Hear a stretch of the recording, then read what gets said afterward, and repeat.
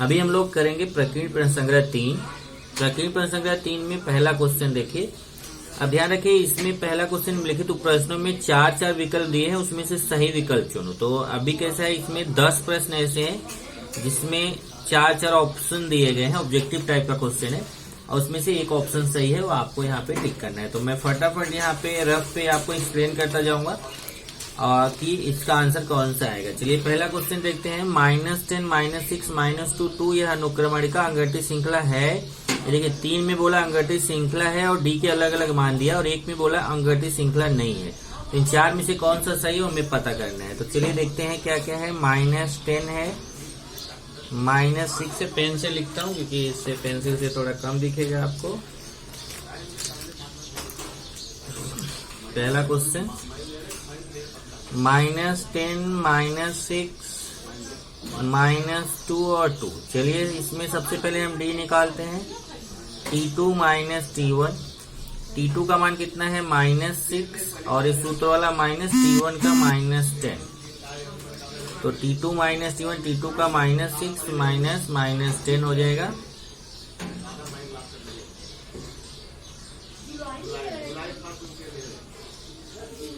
तो यहां से -6 माइनस का गुणा +10 और 10 में से 6 गया 4। फिर दूसरा निकालते हैं T3 - T2। तो T3 का मान -2 है, सूत्र वाला माइनस, फिर T2 का मान -6 है, -2 माइनस का गुणा +6, 6 में से 2 गया 4।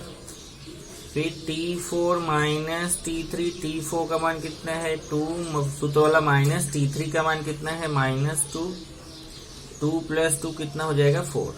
तो आप देख रहे हो कि यहाँ पे सामान्य अंतर समान आ रहा है 4 4 4, इसलिए ये तो क्लियर हो गया अंगठित श्रृंखला है। और इसमें डी का मान कितना है 4। इधर देखिए अंगठित श्रृंखला है, डी का मान कितना है 4 है। तो कौन सा ऑप्शन सही है, बी वाला ऑप्शन सही है पहले का। उसके बाद दूसरा, जिस अंगठित श्रृंखला का प्रथम पद दिया है, सामान्य अंतर दिया है, अंगठित श्रृंखला के प्रथम 4 पद निकालने। अब देखिए यहाँ पे दूसरे में ए का मान दिया है, डी का मान, प्रथम पद मतलब ए का मान -2 और सामान्य अंतर डी का मान भी कितना है -2।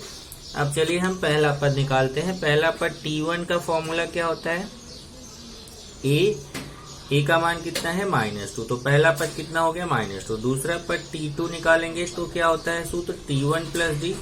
T1 का मान देखिए कितना आया -2 प्लस इस सूत्र वाला प्लस डी का मान -2। तो -2 क्योंकि प्लस माइनस का गुणा माइनस होगा। ये देखिए -2 प्लस माइनस का गुणा -2, माइनस जोड़ा जाता है बड़ी संख्या का चिन्ह। तो 2 2 4 पर बड़ी संख्या कोई है नहीं, तो आप कोई भी चिन्ह ले सकते हो। उसके बाद फिर T3 क्या है, T2 + D। T2 का मान कितना है -4 प्लस D का मान -2, तो -4 प्लस -2। देखिए प्लस माइनस का गुणा -2, माइनस जोड़ा जाता है बड़ी संख्या का चिन्ह, 4 2 6 और बड़ी संख्या के सामने माइनस। और फिर निकालेंगे T4 क्या होता है, T3 + D। T3 का मान कितना है -6 आया, प्लस D का मान -2, -6 -2 कितना हो जाएगा -8। इस तरीके से आपको ये T1 T2 T3 T4 का मान मिल गया। ये देखिए -2 -4 -6 -8। तो 4 पद आपको निकालने थे, 4 पद आपको मिल गया। क्या क्या मिला, -2 -4 -6 -8। इधर देखिए दूसरे वाले में -2 -4 -6 -8। तो कौन सा, सी वाला ऑप्शन सही है, बाकी ए बी और डी गलत है। चलिए तीसरा, प्रथम 30 प्राकृत संख्याओं का योगफल ज्ञात करो। अब देखिए 30 प्राकृत संख्याएं हैं कौन कौन सी, 1 2 3 4 ऐसे 30। तो इसमें पहला पद T1 का मान कितना है 1, अंतिम पद Tn का मान कितना है 30, और कुल इसमें पदों की संख्या 1 से 30 तक कितनी है 30 है, n का मान भी 30 है। अब आप बोलोगे नहीं ये तो Tn का मान रहता है, लेकिन इसमें पदों की संख्या भी 30 है क्योंकि बीच में कहीं गैप नहीं है, 1 से 30 तक की पूरी संख्या है। तब हम निकालेंगे Sn n/2 T1 + Tn। n का मान कितना है 30/2, T1 का मान 1 और Tn का मान 30 पदों का निकाला है ना, हाँ 30 पदों का। तो 30 में 2 का भाग देंगे तो 15 गुणे 30 में 1 जोड़ेंगे 31। अब 15 में 31 का गुणा करो, 15 के 15 15 45, एक 46, कितना आएगा 465। तो देखिए 465 कौन सा है, देखिए बी वाला ऑप्शन 465 है, तो बी सही है, ए सी और डी गलत है। दी गई अंगरती श्रृंखला में T7 4 दिया है, N7 दिया, D-4 दिया है, तो ए का मान निकालना है। अब देखते हैं चौथे क्वेश्चन में T7 दिया है कितना 4, N7D-4, N7D-4 और ए का मान हमें निकालना है। यहाँ अगर एन का मान नहीं दिया होता तो भी क्वेश्चन चल जाता है, नो प्रॉब्लम। ए का निकालना है तो Tn का फॉर्मूला क्या होता है, a प्लस n-1d। तो T7 कितना हो जाएगा, a का मान 4 प्लस n का मान 7 -1, d का मान हमें है -4। a का मान निकालना है, T7 का है, a का मान निकालना है, तो a को ऐसे ही लिखेंगे। देखिए T7 लिख दिया, n का मान 7 है, तो a का मान पता नहीं है, तो a को ऐसे लिखेंगे प्लस n का मान कितना है 7 -1, d का मान कितना है -4। अब T7 का पूरा मान देखेंगे, T7 का पूरा मान कितना है 4a प्लस 6 इंटू -4, ये 7 में से 1 दिया 6 गुणे 4। अब a और a प्लस माइनस का गुणा -6 चौक 24, 24 को इधर लेके आओ, माइनस इधर आके प्लस हो जाएगा और a का मान आएगा 28। इस तरीके से a का मान 28 आ गया पहला पद। तो देखते हैं कौन सा आंसर सही, देखिए डी वाला ऑप्शन सही है 28, तो चौथे का डी सही है, बाकी 3 गलत है। पांचवा देखते हैं, a का मान 3.5 है, d का मान 0 है, तो Tn निकालना है। चलिए पांचवा, a का मान 3.5 है, d का 0, तो हमें क्या निकालना है, Tn क्या फॉर्मूला होता है, a प्लस n-1d। a का मान 3.5 प्लस n-1 ऐसे ही रहेगा और d का मान 0 करेंगे। अब 3.5 प्लस n-1 में 0 का गुणा करेंगे तो 0, 3.5 में 0 जोड़ेंगे तो कितना आएगा 3.5 आएगा। तो इस तरीके से Tn का मान कितना आ गया 3.5। तो यहाँ पे देखते हैं कौन सा आंसर सही है, ये हमारा बी वाला ऑप्शन सही है, जिसमें Tn का मान कितना है 3.5। छठवां, एक अंगठी श्रृंखला में प्रथम 2 पद -3 4 हो तो 21वां पद ज्ञात करो। अब देखो यहाँ पे छठवें क्वेश्चन में 2 पद दिया गया है, मतलब T1 का मान दिया है और T2 का मान दिया है। कितना दिया है, एक -3 दिया है, दूसरा 4 दिया है, -3 और 4। तो हम सबसे पहले यहाँ पे देखते हैं a का मान कितना होता है T1 मतलब -3, और फिर निकालेंगे यहाँ पे d का मान। तो d का मान कैसे निकालेंगे, T2 माइनस T1, तो T2 कितना है 4 माइनस T1 कितना है -3, तो ये कितना हो जाएगा 4 प्लस 3 आएगा कितना 7। इस तरीके से d का मान 7 आ गया, a का -3 आ गया। अब हमें निकालना क्या है 21वां पद निकालना। तो पहले nवां पद का सूत्र क्या होता है Tn a प्लस n-1d। तो हमें 21वां पद T21 निकालना है। a का मान देखते हैं, a का मान कितना है -3 प्लस n का मान देखिए यहाँ से 21 है, 21 -1, फिर d का मान देखेंगे, d का मान कितना है 7। अब इसको हल कर लो, आंसर आ जाएगा -3 प्लस 21 में से 7 जाएगा तो कितना 14 गुणे 7। अब 14 में 7 का गुणा करेंगे 98 आएगा, 98 में 3 माइनस कर देंगे तो 95 आएगा। तो कितना आंसर आना चाहिए 95। क्वेश्चन नंबर 6वां देख लेते हैं। -3 और 4 है, प्रथम 2 पद दिया, एक -3 और दूसरा 4 दिया। तो T1 का मान -3 और T2 का मान कितना दिया है 4। तो पहले a का मान कितना हो गया -3, d का मान कितना T2 माइनस T1। तो 4 में से -3 घटाएंगे तो 7 आएगा। और फिर हमें क्या निकालना है 21वां पद निकालना है। तो यहाँ पे a प्लस n-1d, a का मान कितना है -3 प्लस n का मान 21 -1, d का मान 7, और फिर -3 और 14 में 7 का गुणा करेंगे 98 आएगा, 98 में 3 घटाएंगे तो कितना आएगा 95। इसमें देखते हैं 95 तो कोई आंसर नहीं मिल रहा है। एक अंगठी श्रृंखला में प्रथम 2 पद -3 4 हो तो 21वां पद ज्ञात कीजिए। तो इसमें सी वाला ऑप्शन दिया 137, एक बार फिर से चेक कर लीजिए। प्रथम 2 पद दिया है -3 और 4, a का मान मतलब T1 के बराबर, तो पहला हो गया है -3, और d का मान T2 में से T1 घटाएंगे, 4 में से -3 घटाएंगे तो कितना आ जाएगा 7, फिर हमें 21वां पद निकालना है। तो 21वां पद Tn बराबर a plus N minus 1d। तो यहाँ से देखिए a का मान कितना है -3 प्लस n का मान 21। हाँ, यहाँ पे देखिए 21 में से 1 जाएगा तो 20 आएगा। 21 में जाए 20, 20 में 7 का गुणा करेंगे तो कितना आएगा 140। 140 में 3 घटाएंगे, 140 में 3 घटाएंगे तो 137 आएगा। तो 137 उत्तर आएगा। तो कौन सा सही है? सी वाला ऑप्शन सही है। अब 7वां देखते हैं। एक अंगठी श्रृंखला के लिए डी का मान 5 है तो T18 माइनस T13 ज्ञात कीजिए। अब ये क्वेश्चन नंबर 7 कितना दिया है? डी का मान 5 दिया है और आपको निकालना क्या है? T18 minus T13।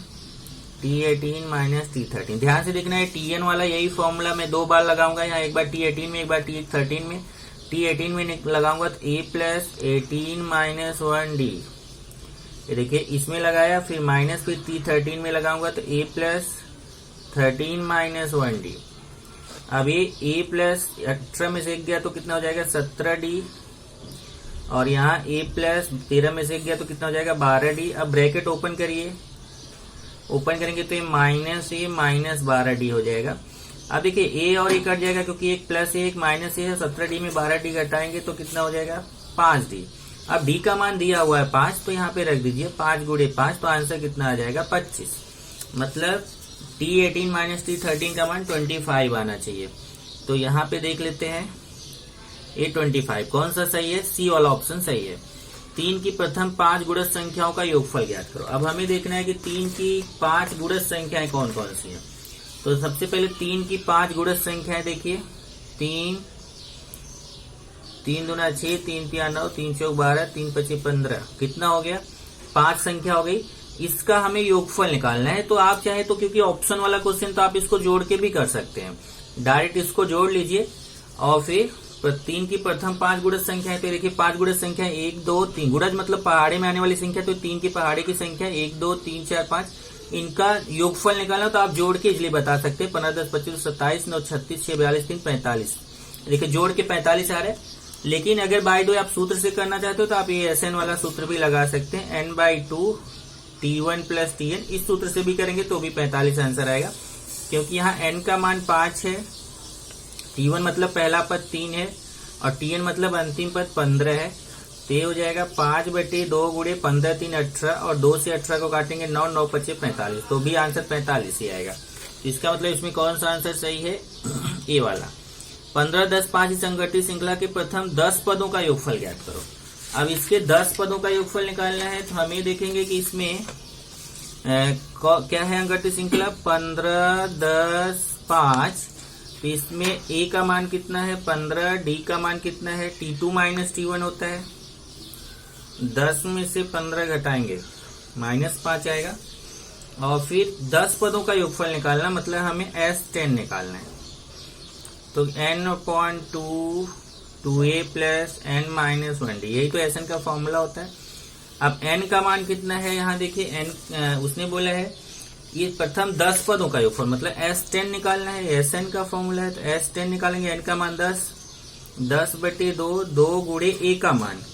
a का मान कितना है 15 प्लस फिर n का मान 10 माइनस 1 और d का मान कितना है -5।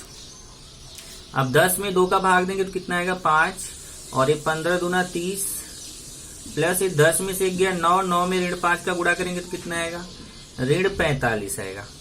अब ये हो जाएगा 5 गुणे 30 ऋण 45 कितना आएगा ऋण 15। अब ऋण 15 का गुणा करेंगे तो ऋण 75 आएगा। ऋण 15 का 5 तो -75 आएगा।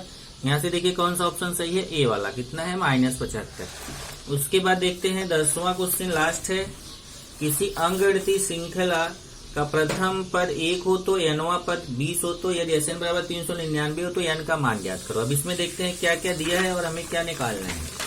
इसमें अगर आप देखेंगे तो अपने को प्रथम पद दिया है। प्रथम पद मतलब a का मान, 10वां क्वेश्चन a का मान दिया है कितना, a या इसी को T1 भी बोलते हैं। इसका मान दिया है 1 और nवां पद 20 दिया है। nवां पद मतलब Tn का मान कितना दिया है 20 और SN का 399 दिया है और हमें n का मान निकालना है। तो SN का हम फॉर्मूला लगाएंगे दूसरा वाला, n/2 T1 प्लस Tn। ये फॉर्मूला है। SN का मान रख देंगे कितना 399 n का मान पता करना है हमें, तो इसको ऐसे ही लिखेंगे। t1 का मान 1 है और tn का मान 20 है। ये 2 को इस तरफ ले लो तो 399 गुणे 2 हो जाएगा, भाग है इधर आके गुणा हो जाएगा, n गुणे 21। अब ये 399 में 2 का गुणा कर लो, 2 9 18, 2 9 18 19, 2 3 6 1 7, 798 और 21 का गुणा इधर आके भाग हो जाएगा और ये आएगा कितना n। तो 798 में 21 का भाग देना है, तो इसको चलिए काट लेते हैं। पहले मैं इसको 7 से काट देता हूँ, 7 3 21 है, 7 21 7 21 7 चौक 28, फिर 3 से काट देता हूँ, 3 3 9 और 3 8 24। तो आंसर n का मान कितना आ जाता है 38। तो यहाँ देखते हैं आंसर 38, ये देखते हैं कौन सा, बी वाला ऑप्शन सही है। तो इसका मैं फोटो आपको भेजूंगा, तो ध्यान रखिएगा यहाँ पे पहले पूरा क्वेश्चन रहेगा। जिसके पास टेक्स्ट बुक है उनको क्वेश्चन लिखने की जरूरत नहीं है, वो डायरेक्ट आंसर लिख सकते हैं। ये पहले का भी, दूसरे का भी, तीसरे का भी, ऐसा मतलब एग्जाम में आपको ऐसे ही उत्तर लिखना है, केवल आपको क्वेश्चन लिख के आंसर लिखने की जरूरत एग्जाम में नहीं है।